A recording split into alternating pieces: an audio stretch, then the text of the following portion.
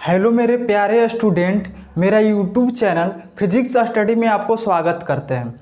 इस वीडियो में हम बात करने वाले हैं वेक्टर फॉर्म ऑफ कूलम का नियम।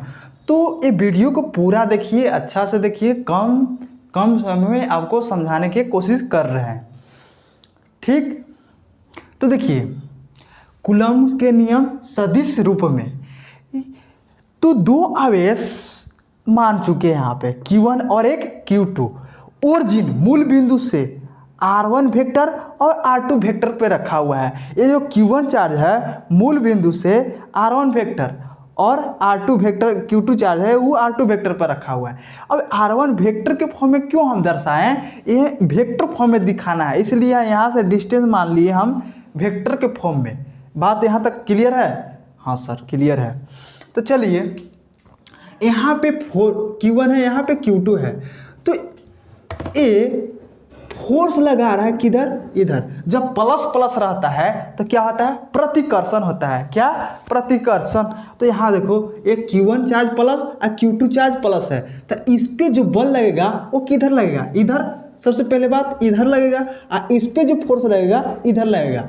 यहाँ पे जो फोर्स लगेगा किसके कारण से लगेगा? Q1 के कारण से दोस्त, Q1 के कारण से लगेगा यहाँ पे।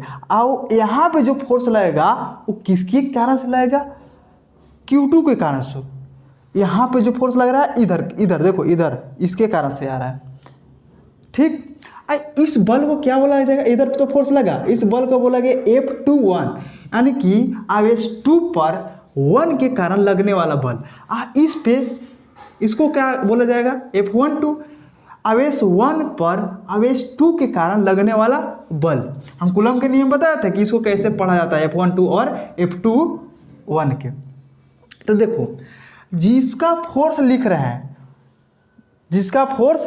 हैं उसका क्या ले लो? वेक्टर फॉर्म में डिस्टेंस ले लो। तो इसका फोर्स लिखो, इसका पहले लिख रहे हैं क्या? F12 के, मान लो कि F12 के लिख रहे हैं, तो यहाँ पे हम लिखेंगे 1/4 पाई एप्सिलॉन नॉट। पहले कूलम का नियम याद होना चाहिए। 1/4 पाई एप्सिलॉन नॉट होता था गुणे Q1 × Q2/R²। याद है ना? हाँ सर याद है सर, आगे बढ़िए सर। तो गुणे Q1 Q2 बटे R²। तो ए वाला हम दूरी लेंगे, देखो F12 है तो F12 यानी कि ए वाला डिस्टेंस लेंगे R12 वेक्टर, यहाँ से यहाँ तक। तो इसका मैग्नीट्यूड लेना है क्योंकि ये डिस्टेंस ये मैग्नीट्यूड के स्क्वायर होता है। तो यहाँ पे हम लिख देंगे R1 माइनस R2 के स्क्वायर। केवल R की बात नहीं लिखेंगे। अब R के जगह पे क्या आ गया? यहाँ से यहाँ तक डिस्टेंस आ गया, तो यहाँ से यहाँ तक क्या है? R1 माइनस R2 है। अब यहाँ पे लिख देंगे गुणे, वेक्टर फॉर्म में दिखाना है तो ऐसे लिख देंगे R⁻12 R12 ये यूनिट वेक्टर है, यूनिट वेक्टर में हम लिख दिए। और जब ऐसे लिख दिए तो आसानी से हमको वेक्टर फॉर्म में मिल जाएगा, क्योंकि ये इसका फार्मूला आता है R⁻बराबर R वेक्टर बटे R वेक्टर का मैग्नीट्यूड ऐसे लिखा जाता है या नीचे R दिया जाता है। ठीक, परिमाण लिखने का ऐसा तरीका।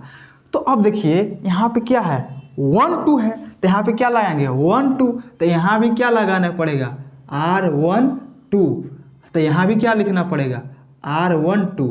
तो जब R12 का मैग्नीट्यूड लिखा जाता है तो ऐसे लिखेंगे R1 vector minus R2 vector के मोड लगा देंगे, या ऐसे लिखेंगे R1 माइनस R2, ऐसे भी लिख सकते हैं। तो ये हम यहाँ पे लिखे हैं। बात यहाँ तक क्लियर है? ये मैग्नीट्यूड है, इसका स्क्वायर। बस कुछ नहीं, ध्यान में रखो यह बात, यहाँ से यहाँ तक आ रहा है ना, तो ये वाला डिस्टेंस लेना है। तो ये R12 बराबर क्या होता है? R1 vector minus R2 vector. इसका परिमाण लेना है, तो परिमाण लेना है तो या तो मोड लगा के स्क्वायर करो या R1 माइनस R2 के स्क्वायर लिख दो। ठीक सर। अब रहा बात, इसको मिटा देते हैं, इसको मिटा देते हैं। अब देखो ये जो है ऐसे इसको लिख सकते हैं, e cap R1 vector minus R2 vector अब बटे इसका मैग्नीट्यूड, तो मैग्नीट्यूड क्या यहाँ पे ऐसे लिख दें R1 माइनस R2, यहाँ पे स्क्वायर था इसीलिए हम स्क्वायर ले लिए। ठीक सर। अब देखो यहाँ पे F12 वेक्टर बराबर क्या होगा 1/4 पाई एप्सिलॉन नोट गुने Q1 Q2 यहाँ पे R1 माइनस R2 के होल स्क्वायर गुने R1। अब देखो यहाँ पे हम क्या रख दें, यहाँ पे उठा के हम रख देते हैं ऐसे यूनिट वेक्टर के जगह पे R12 वेक्टर बटे R12 ऐसे लिख सकते हैं। ये वेक्टर आई नीचे मैग्नीट्यूड से भाग, जब ऊपर वेक्टर है उसी का वेक्टर उसी के मैग्नीट्यूड से भाग दिया जाए तो क्या निकल जाता है, यूनिट वेक्टर मिल जाता है, इकाई सदिश मिल जाता है। ये वेक्टर में पढ़ना है, क्लास 11th का फिजिक्स के वेक्टर में पढ़ना है। अगर मैथ में पढ़िएगा तो बताएंगे सर आपको। तो देखो तो ई R12 वेक्टर के जगह पे अब ये लिख सकते हैं डायरेक्ट, आई वाला इसके जगह पे ये लिख सकते हैं, तो इसको ये हटा के ये हम लिख देते हैं R1 vector minus R2 vector बटे R1। अरे गलती नहीं किए थे हम, इसको हटा के ये वाला लिख रहे हैं R1 माइनस R2। अब देखो ये वाला देखो R1 माइनस R2 यहाँ पे भी, R1 माइनस R2 यहाँ पे भी, तो F12 वेक्टर बराबर अब ऐसे लिख सकते हैं Q1 Q2, अरे 1 में Q1 Q2 से गुना होगा तो Q1 Q2 मिल जाएगा 4 पाई एप्सिलॉन नोट। यहाँ पे देखो यहाँ पे 2, यहाँ पे पावर क्या 1, तो क्या हो गया पावर 3 हो जाएगा। R1 माइनस R2 के क्या हो जाएगा 3 गुने वेक्टर फॉर्म में दिखाना है तो ऐसे दिखा दीजिए R1 vector minus R2 vector, ये वेक्टर फॉर्म में आपको मिलेगा। ये ध्यान में रखना इस फार्मूला को। अब ऐसे ही F21 वेक्टर फॉर्म दिखाना है तो यानी F21 दिखाना हो तो सदिश के रूप में तो कैसे दिखाएंगे, बस इसके जस्ट अपोजिट। यहाँ पे 2, यहाँ पे 1 है तो यहाँ पे 2 होगा, यहाँ पे 2 है तो यहाँ पे क्या होगा 1, यहाँ पे 1 है तो क्या होगा 2 होगा, यहाँ पे 2 है तो क्या होगा 1 होगा। बस ऐसे ही दिखा देना है इसको। अब यहाँ पे लेना है, अब वेक्टर को R21 के लिए लेना है इधर वाला के, बात समझ में आया। अरे यहाँ कैसे लिए, यहाँ F21 लिखेंगे, यहाँ पे ले लेंगे क्या R2 माइनस R1, यहाँ गुना कर देंगे क्या R21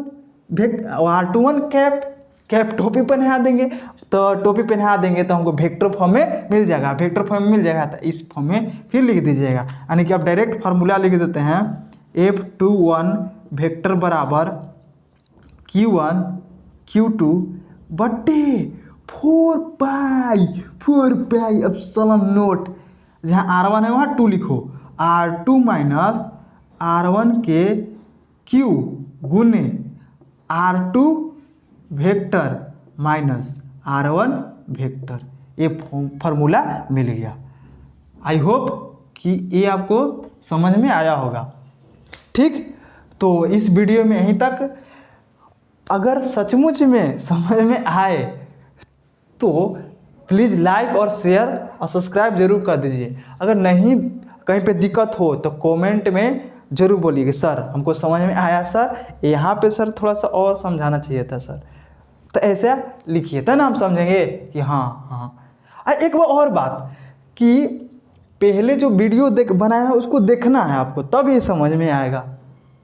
ठीक है, तो इस वीडियो में यहीं तक।